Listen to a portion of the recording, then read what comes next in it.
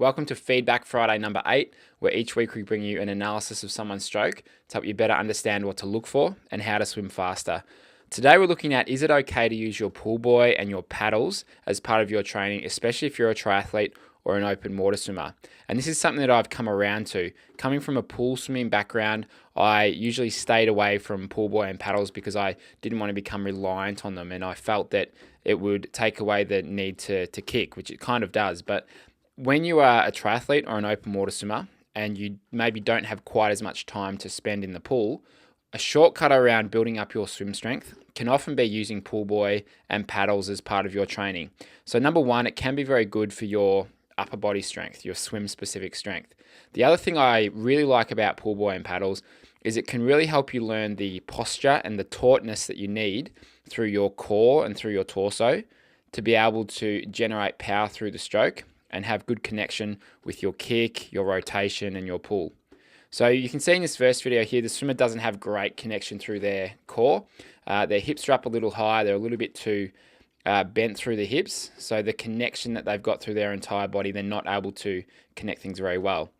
A good thing to do with pool buoy and paddles is it sort of forces you to draw your belly button into your spine. So sort of tuck your abs in, forces you to kind of squeeze your glutes a little bit and stay straight through that middle part of the body.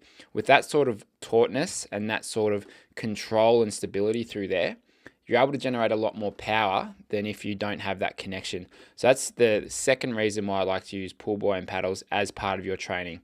So if someone tells you that you should never use pool buoy, never use paddles, well, it really depends what you're training for. I think it's a very important part of your training as a triathlete or open water swimmer.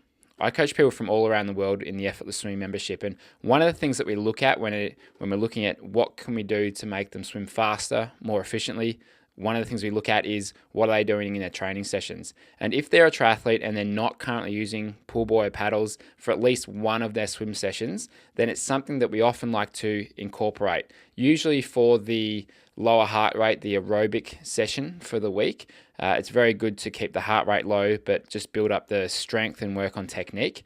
So it really depends on how you want to incorporate this into your training, but it's often a thing that some athletes are missing. And it's also something that a lot of athletes can be doing too much of. You don't want to become reliant on it, so you don't know how to maintain good posture and control without them.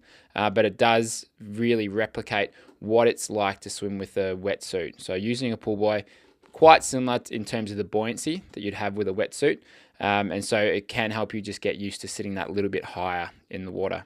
If you'd like to start working with me in the Effortless Swimming membership, click the link below. That'll take you to the membership. It's currently closed, but it'll be opening in the next couple of days. We'll be back next Friday with another Feedback Friday video. Keep swimming. We'll see you then.